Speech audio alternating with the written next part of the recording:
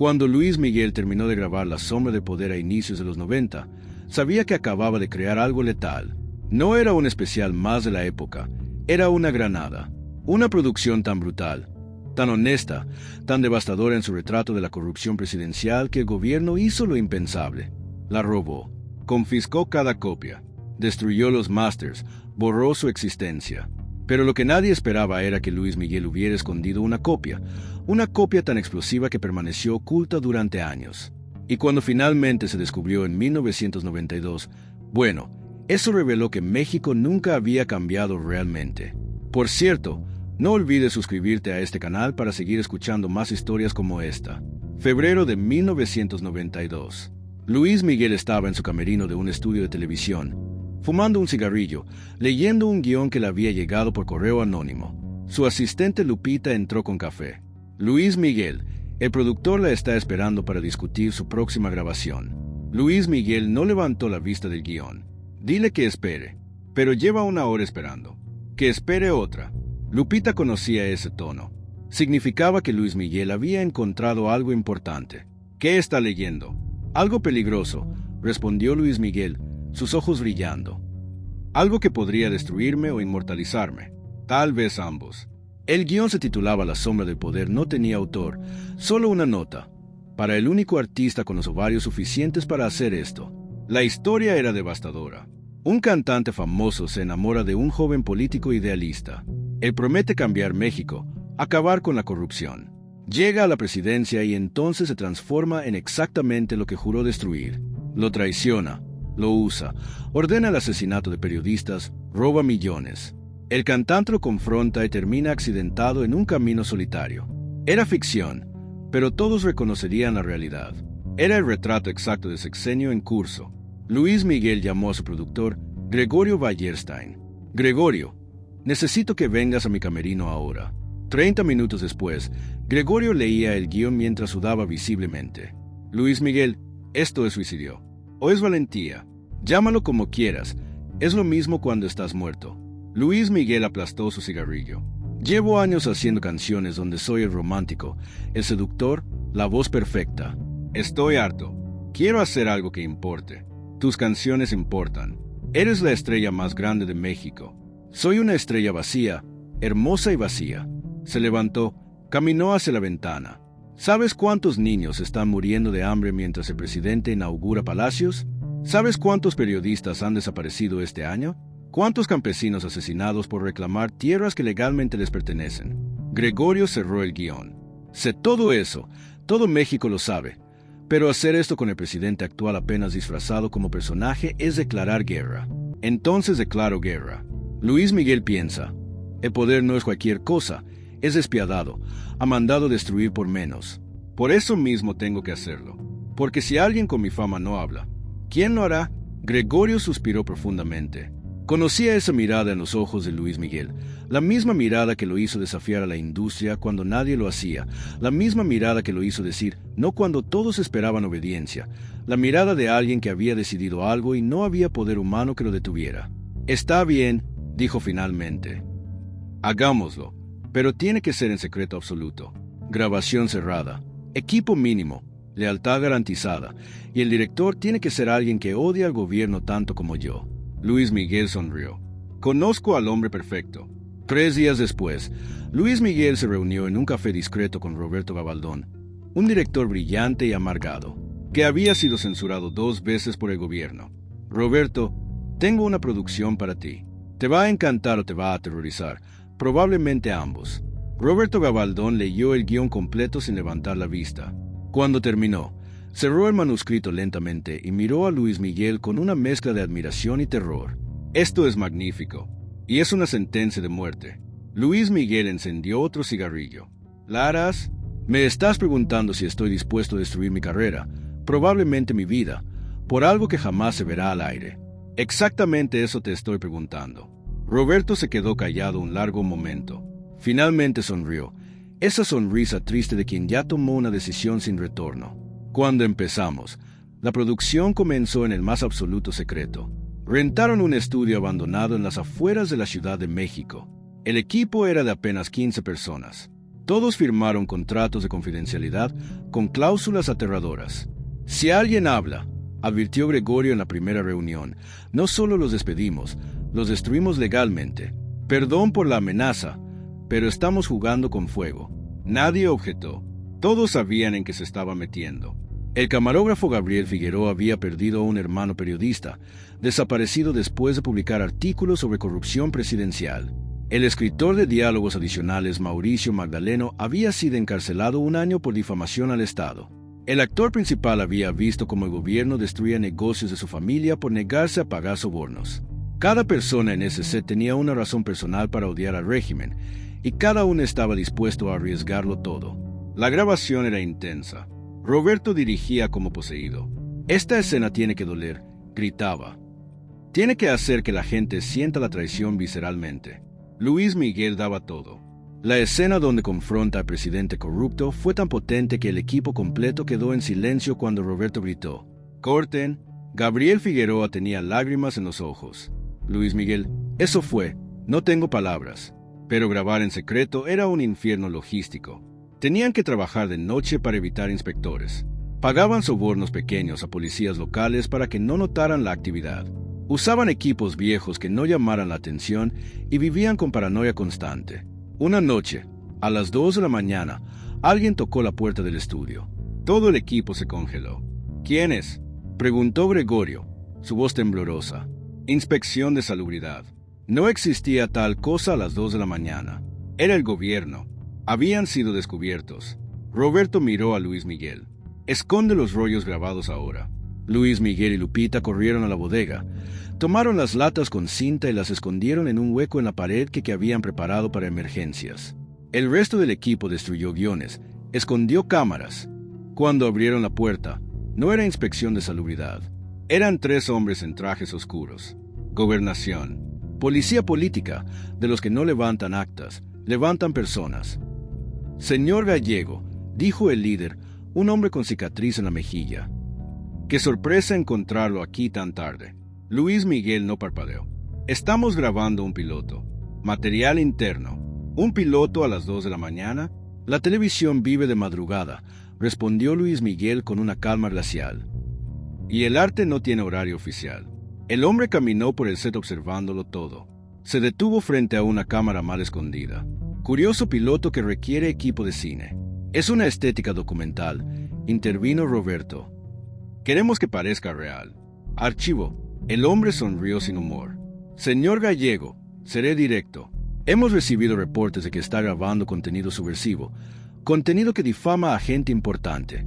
«¿Reportes de quién?». «Eso no es relevante. Lo relevante es que una producción no autorizada puede considerarse un problema de seguridad. Podría detenerlos a todos ahora mismo». Luis Miguel dio un paso hacia él. No era amenaza, era autoridad. Lo miró directo a los ojos, como si estuviera en un escenario. «Usted sabe quién soy. Sabe que si alguien toca a alguien aquí, mañana esto es noticia. Sabe que mis abogados viven para este tipo de pleitos y sabe que nosotros no somos unos improvisados». El hombre no se intimidó. «También sé que accidentes pasan. Incendios en bodegas, robos inculpables, tragedias». El silencio se volvió denso, pegajoso. Finalmente, el hombre se dio la vuelta. «Les doy 48 horas para terminar su piloto y desalojar estas instalaciones. Después de eso, cualquier actividad aquí será considerada sospechosa y actuaremos en consecuencia». Se fueron. El equipo exhaló colectivamente. «Nos dieron 48 horas», dijo Gregorio. «Llevamos grabado solo el 60%.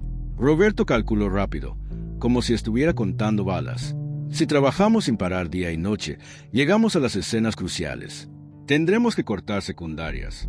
Luis Miguel apretó la mandíbula. «Entonces empecemos». Y durante 47 horas seguidas, el equipo grabó sin descanso. Café, pastillas para mantenerse despiertos, pura adrenalina. Luis Miguel cantaba y actuaba con los ojos rojos de cansancio, la voz un poco áspera, pero cada toma salía con una precisión enfermiza, como si el miedo le afinara la sangre. Roberto dirigía como un general en guerra. «Toma 1, toma 2, perfecta. Siguiente escena. Rápido, rápido». Gabriel filmaba con manos temblorosas, pero nunca perdía el cuadro. El actor que hacía al presidente, Un tipo carismático, demasiado convincente. Se metía tanto en el papel que daba escalofríos. No estoy actuando, confesó después de una escena particularmente brutal. Estoy usando todo el asco que me da esa gente. Faltando 3 horas para el límite, terminaron la última escena, la del accidente. Luis Miguel en el asfalto, luces reventadas de un coche, sangre falsa mezclándose con lluvia artificial.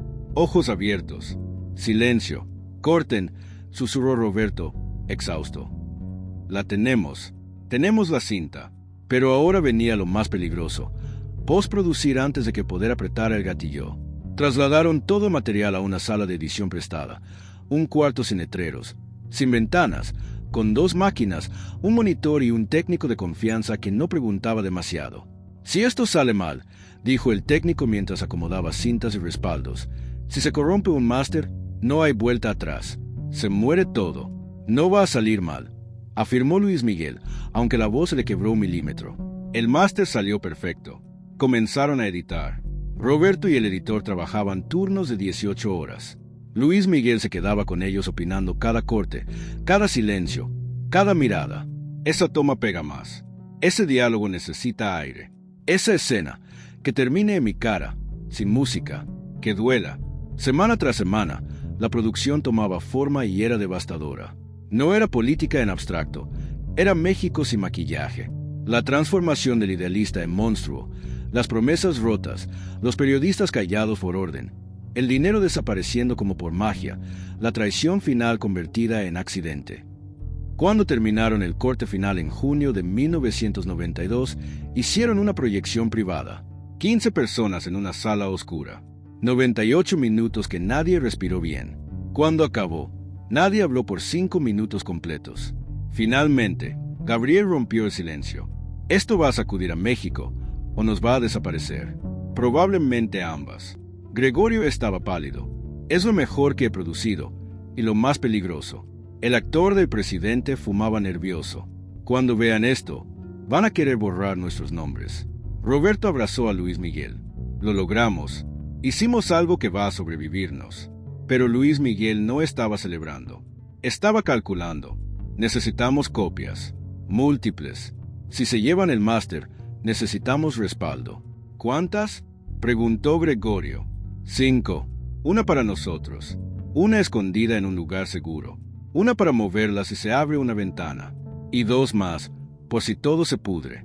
Tardaron 2 semanas en hacer respaldos, máster duplicados, cintas clonadas, cajas selladas. Cada una se guardó en una ubicación distinta. Una en una casa de confianza, otra en una caja de seguridad fuera del país, otra con un abogado, otra con un viejo técnico de televisión que debía favores, y la última, en un lugar que solo Luis Miguel conocía. Julio de 1992. Llegó el momento de buscar salida. Gregorio contactó a contactos en canales, programadores, distribuidores de televisión. La respuesta fue unánime y aterradora. No podemos pasar eso. Es brillante, sí, pero es suicidio. Nos cierran, nos auditan, nos revientan. Perdón, pero no. Uno tras otro rechazaban la cinta. No por calidad, por miedo. Finalmente, un programador pequeño, Don Refugio, dueño de una barra nocturna en un canal local, aceptó. Ya estoy viejo, dijo. Ya vi demasiadas cosas. Además, me cae mal la gente que manda. Pónganla. Programaron la emisión para el 15 de agosto. 2 semanas para promoción. Pero discreta, llamadas, susurros, recados, un anuncio mínimo en un periódico chiquito, a medianoche, casi como una broma. Un especial que no quieren que veas. La expectativa creció, porque en México, cuando te dicen no lo veas, la gente lo busca con más hambre. Pero entonces, una semana antes de la fecha, Luis Miguel recibió una llamada. No era de un canal, no era de un manager, era de un despacho con voz sin nombre. Señor Gallego, hay una solicitud de reunión mañana a las 10 de la mañana. Es con gente de muy arriba. No es opcional. Luis Miguel colgó, y por primera vez en todo el proceso, se le hizo un hueco frío en el estómago. Sus manos temblaban. Llamó a Roberto. Alemán quiere verme. ¿Qué vas a hacer? Ir. ¿Qué más puedo hacer? Si no voy, me arresta. María, ese hombre es peligroso. Lo sé, pero no tengo opción. Esa noche María no durmió. Escribió cartas, una para su madre, otra para su hermano, otra para Lupita, por si acaso no regresaba. Al amanecer, se vistió con su mejor traje, maquillaje perfecto, peinado impecable. Si voy a enfrentar al diablo, pensó mirándose al espejo, lo haré luciendo como reina. 10 de la mañana del 8 de agosto de 1947, María Félix entró a Palacio Nacional con la cabeza en alto, pero el corazón destrozado de miedo. La escoltaron por pasillos interminables hasta una oficina enorme. Tras un escritorio de caoba, Miguel Alemán Valdés, presidente de México, fumaba un puro. Señorita Félix saludó sin levantarse. Qué placer finalmente conocerla en persona. Siéntese. María se sentó, espalda recta, mirada desafiante. Señor presidente.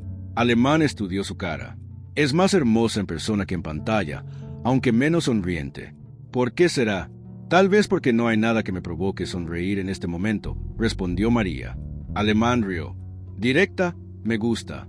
Seré igualmente directo. Sé de su película La sombra del poder. Curiosa elección de título. Es ficción, señor presidente, pura ficción. Por supuesto, ficción sobre un presidente corrupto que roba, mata periodistas, traiciona ideales. Pura coincidencia que suceda en México contemporáneo. Supongo. El arte imita la vida, dicen, o la difama. El ambiente se enfrió. Alemán apagó el puro lentamente. Señorita Félix, usted es inteligente. ¿Sabe que esa película no puede estrenarse? ¿Por qué? ¿Porque dice verdades? ¿Porque incita desorden social? ¿Porque promueve desconfianza en las instituciones? ¿Porque daña la imagen de México internacionalmente? ¿O porque muestra quién es usted realmente? El silencio fue brutal. Alemán se levantó, caminó hacia la ventana. Me han llamado muchas cosas: corrupto, ladrón, asesino.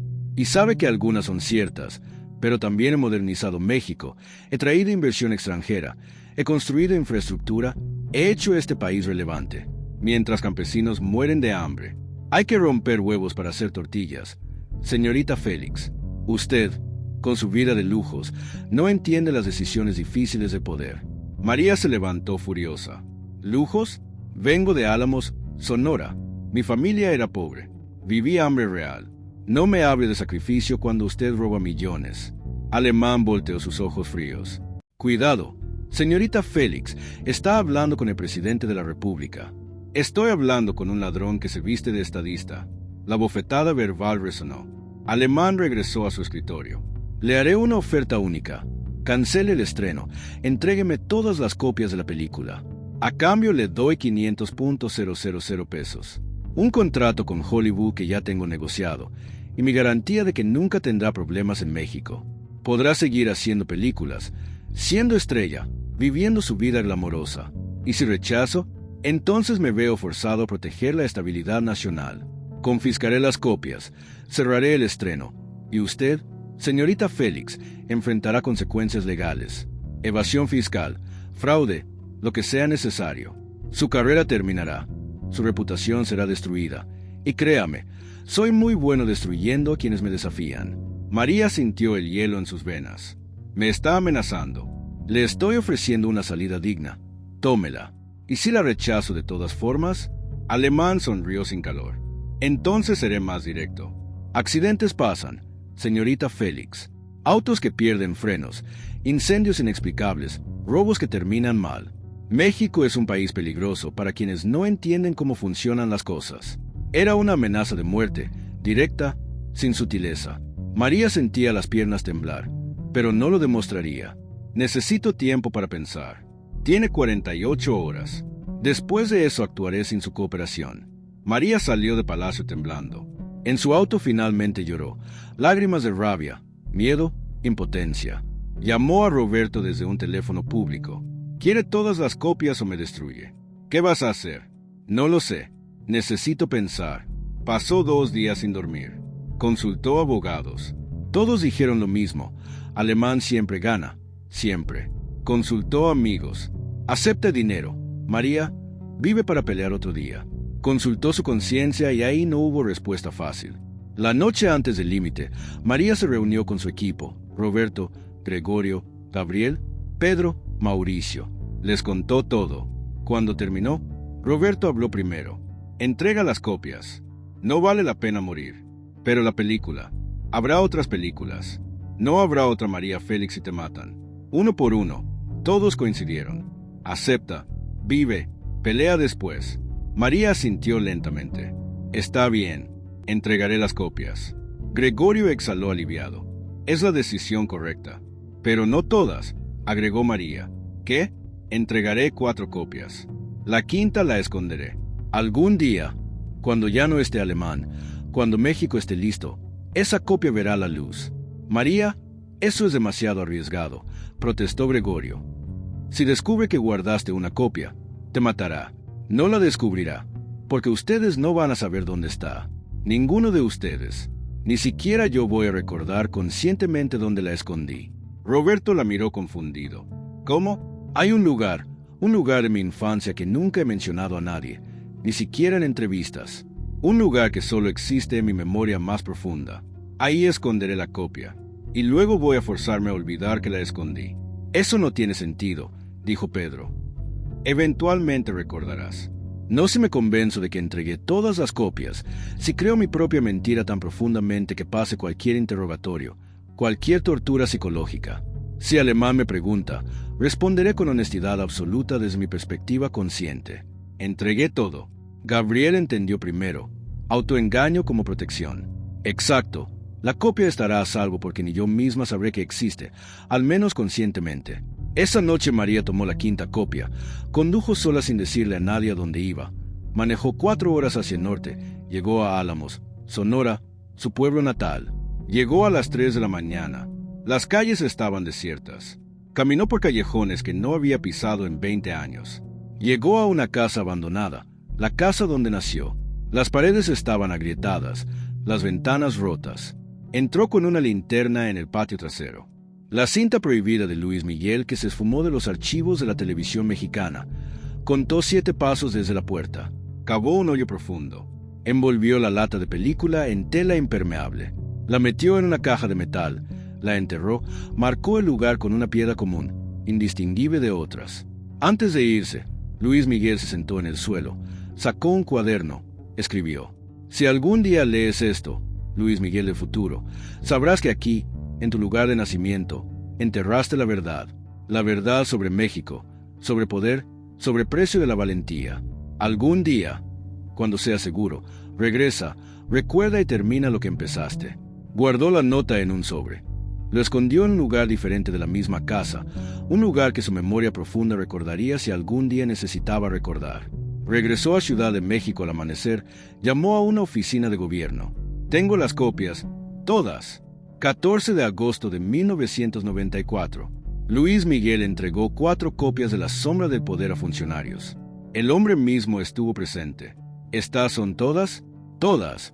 Mintió Luis Miguel sin titubear, porque en su mente consciente lo creía. El hombre las contó. 4 copias. Tu productor dijo que hicieron 5. Se equivocó. Fueron 4. El negativo original y 3 copias. El hombre lo estudió. Buscaba señales de mentira. No encontró ninguna porque no había mentira consciente. Está bien. Aquí está tu pago. 500.000 pesos y los contratos internacionales. Luis Miguel tomó el dinero y los contratos sin mirarlos. ¿Puedo irme? Una cosa más. Si alguna vez, en cualquier momento de tu vida, descubro que me mentiste, que guardaste una copia, no solo te mataré a ti, mataré a tu madre, a tu hermano, a cada persona que amas. ¿Entendido? Entendido. Luis Miguel salió esa misma tarde. El hombre ordenó destruir las 4 copias. Personalmente supervisó mientras las quemaban. El negativo fue arrojado a un barril con ácido. En 1 hora, la sombra de poder dejó de existir oficialmente, pero no completamente. El hombre era paranoico. Ordenó investigar. Quiero vigilancia en Luis Miguel. Quiero saber cada movimiento. Si escondió una copia, la encontraremos. Durante 6 meses, Luis Miguel fue vigilado 24/7. Intervinieron su teléfono, lo siguieron a todas partes, investigaron su casa, sus cuentas bancarias, sus propiedades. No encontraron nada porque no había nada que encontrar conscientemente. Luis Miguel había olvidado exitosamente que la quinta copia existía. Vivía su vida normalmente, hacía giras, daba entrevistas. Nunca mencionaba la sombra del poder. Actuaba como si nunca hubiera existido. Con el tiempo, el hombre se relajó. Tal vez realmente entregó todas las copias, le dijo a su jefe. Tal vez, o es mejor artista de lo que pensábamos. De cualquier manera, la película está muerta y Luis Miguel aprendió la lección. Pero habían subestimado algo. La memoria profunda es traicionera, funciona de maneras misteriosas. Y aunque Luis Miguel conscientemente había olvidado la quinta copia, su subconsciente la recordaba, y ese recuerdo se manifestaría años después de la manera más inesperada. 9 años después del incidente, Luis Miguel estaba en la cima de su carrera. Discos exitosos, fama internacional, respeto artístico. Una noche tuvo un sueño. Estaba en su casa natal, cavando en el patio. Despertó sudando.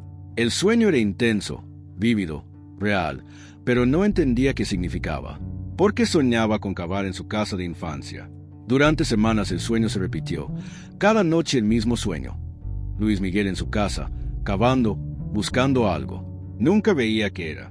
Despertaba antes de encontrarlo. Comenzó a obsesionarse. Lupita le dijo a su asistente, ¿alguna vez te he contado sobre mi casa de infancia? Nunca, Luis Miguel. Usted no habla mucho de su infancia. Creo que necesito ir.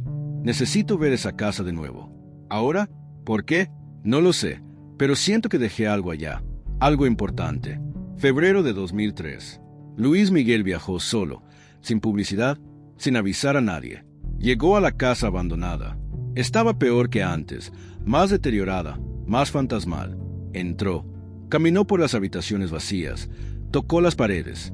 Nada le parecía familiar a nivel consciente, pero algo en su cuerpo sabía. Sus pies lo llevaron al patio trasero.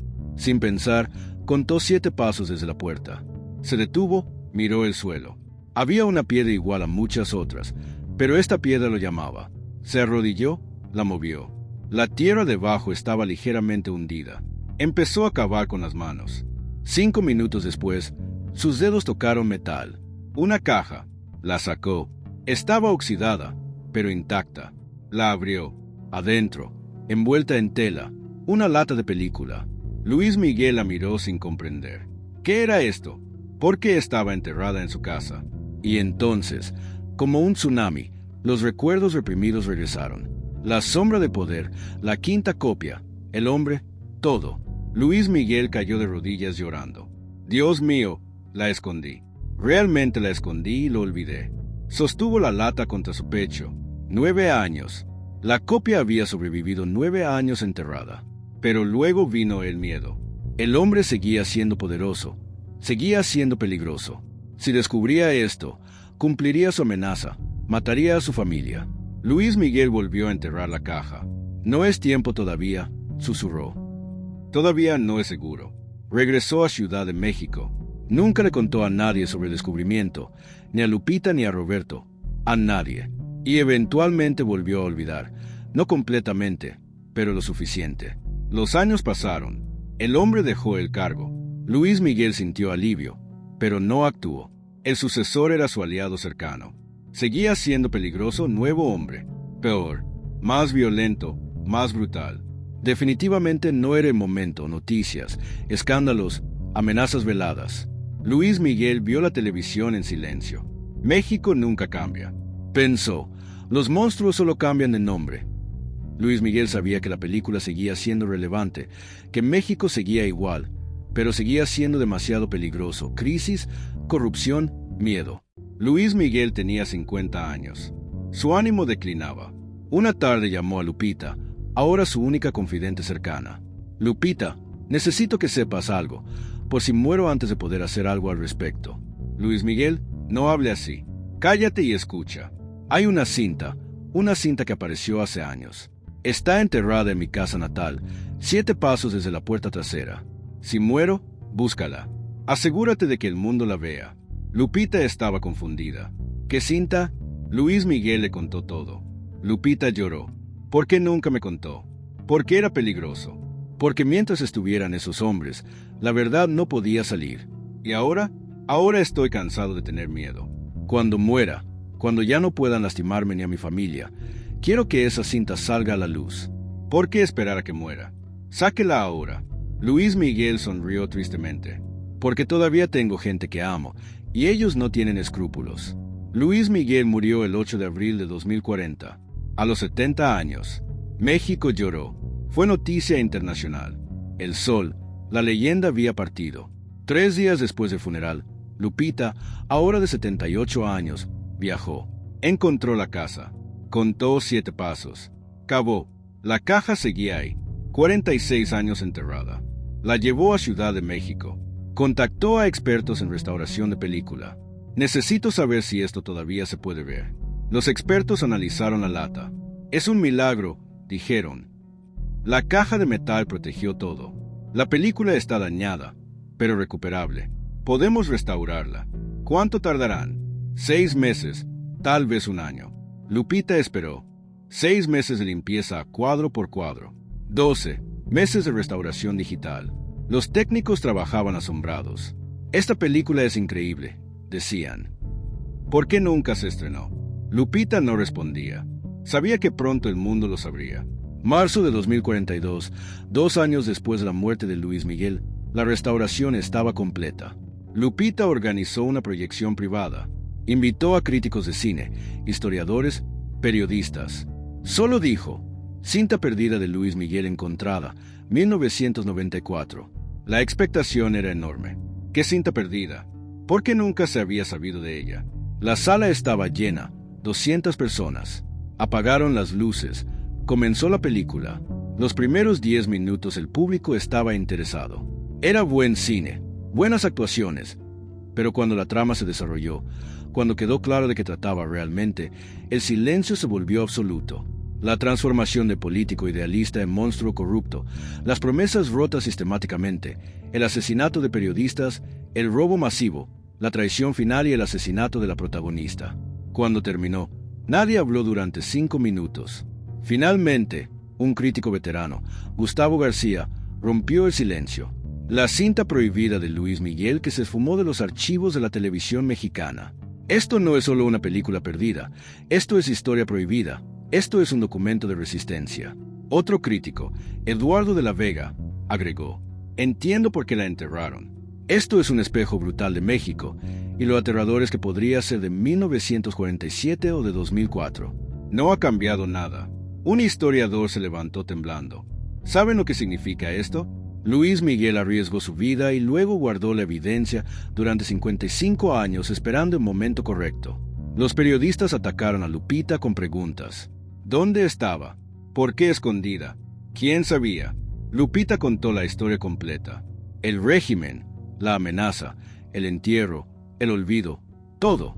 Al día siguiente era noticia nacional. Luis Miguel, la cinta que el gobierno robó. Descubren film censurado del Sol. 55 años enterrada, la cinta que México no pudo ver. El gobierno actual, el de un nuevo sexenio, tuvo que responder. Eso fue hace décadas, otro régimen, otras circunstancias, pero el público no lo aceptó. Décadas, pero México sigue igual. Las redes sociales explotaron. Todo el mundo quería ver la cinta. Los cines peleaban por exhibirla. Finalmente, en abril de 2004, La Sombra de Poder se estrenó en 300 cines simultáneamente, 57 años después de filmarse. Fue un fenómeno. Filas de cuadras, funciones agotadas. La gente salía llorando. Es como si Luis Miguel nos estuviera hablando desde la tumba, decía una espectadora. Nos está diciendo: miren, esto fue lo que pasó y sigue pasando. Los críticos la aclamaron. Una obra maestra perdida del cine mexicano, el mejor performance de Luis Miguel, nunca antes visto. Un documento político disfrazado de melodrama brillante. Ganó retroactivamente reconocimientos. Festivales internacionales la proyectaron. Un festival europeo le hizo homenaje especial. La película más valiente del cine latinoamericano. Pero más allá del éxito artístico, La Sombra de Poder generó algo más profundo. Conversación nacional. Sobre corrupción. Sobre censura, sobre el precio de decir la verdad, sobre cómo México había estado atrapado en los mismos patrones de poder por décadas. Universidades organizaron debates.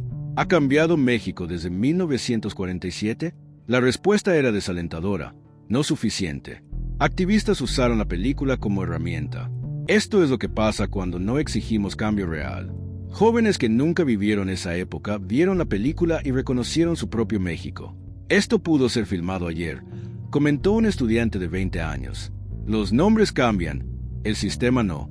Lupita recibió amenazas, llamadas anónimas. No debiste sacar esa cinta. Hay gente poderosa que sigue molesta. Pero Lupita no tenía miedo. Ya tengo 80 años. Ya hice lo que Luis Miguel me pidió. Si me pasa algo, la cinta ya está afuera. Ya no pueden enterrarla. Y tenía razón. Era imposible enterrar la cinta de nuevo. Ya estaba digitalizada. En internet, en colecciones de museos, en las mentes de millones. Pero la historia no terminaba ahí. Porque en 2005, un año después del estreno, un sobre llegó al Archivo Nacional de México. Adentro, documentos gubernamentales de 1947, memos internos del gabinete de un expresidente. Y lo que revelaban era escalofriante. No solo habían censurado La Sombra del Poder, habían planeado callar a Luis Miguel en detalle, fechas, métodos. Solo se detuvieron porque Luis Miguel aceptó entregar las copias. Los documentos eran devastadores. Un memo fechado 10 de agosto de 1947, 2 días antes de que Luis Miguel aceptara entregar las copias, del secretario de Gobernación al presidente. Señor presidente, si Luis Miguel no coopera en 48 horas, sugiero implementar Operación Silencio. Accidente automovilístico en carretera a Cuernavaca. Frenos saboteados. Muerte instantánea sin testigos. Otro memo del jefe de policía secreta. Hemos identificado 15 personas cercanas a Luis Miguel. Si es necesario presión adicional, podemos accidentar a su hermano primero como advertencia. Otro más del presidente mismo, escrito de su puño y letra. Prefiero no matar a Luis Miguel. Es famoso internacionalmente y causaría problemas. Pero si no deja otra opción, que sea rápido y limpio, y asegúrense de destruir cada centímetro de película. Esta basura no puede existir. Cuando estos documentos se hicieron públicos, México entró en shock. No solo habían censurado arte, habían planeado asesinato. Esto es evidencia de Estado asesino, declaró un abogado de derechos humanos. El presidente no solo era corrupto, era un criminal que usaba el poder del Estado para eliminar disidencia. Familiares del presidente, ahora viejos o muertos, trataron de defender su legado. Fue otra época, otras reglas, pero el público no perdonó. Estatuas del presidente fueron vandalizadas, calles con su nombre fueron renombradas. Su lugar en la historia fue reevaluado. No fue el modernizador que nos vendieron. Escribió un historiador, fue un dictador disfrazado de demócrata. La figura de Luis Miguel creció aún más. Ya no era solo el cantante más famoso de México, era mártir de la libertad de expresión. Héroe que arriesgó todo. Se hicieron documentales. Luis Miguel, el hombre que desafió al poder. Libros. La Sombra del Poder, historia de la cinta más peligrosa de México. Homenajes. El gobierno de años después le otorgó póstumamente la medalla Belisario Domínguez, máxima distinción civil de México, por su valentía al enfrentar censura y represión en defensa de la libertad artística. Lupita recibió la medalla en nombre de Luis Miguel. Lloró durante todo el evento. Él solo quería que la verdad saliera, dijo en su discurso, y estuvo dispuesto a morir por ello. México necesita más Luis Miguel y menos presidentes. 6 años después del estreno, un estudiante de cine de 25 años llamado Sebastián Aguirre decidió investigar más profundamente.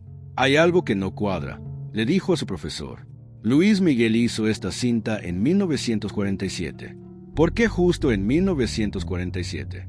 ¿Qué lo motivó específicamente ese año? Empezó a investigar. Revisó periódicos de la época.